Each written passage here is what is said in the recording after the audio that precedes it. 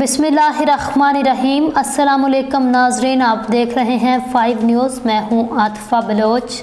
नज़र डालते हैं आज की अहम खबरों पर। पाकिस्तान के मारूफ तज्जिया निगार और media person doctor professor Shakeel Bhatti ने कहा, इंडिया अपनी फिल्मों और वेब सीरीज के जरिए इस्लाम का किरदार मसख करने की मजमूम कोशिश करना बंद करे। उन्होंने खास तौर पर हाल ही में नेटफ्लिक्स पर चलने वाली वेब सीरीज अदृश्यम का हवाला देते हुए कहा, ये 20 घंटों से भी तवील पूरी सीरीज मुसलमानों के खिलाफ बनाई गई है, जिसमें मुसलमानों को मुकम्मल तौर पर दहशतगर्द बताया गया। सीरीज में मुसलमानों की इबादत का मजाक उड़ाया गया, नमाजों और दीगर मजहबी अज़कार को मनफी अंदाज में दिखाया गया है।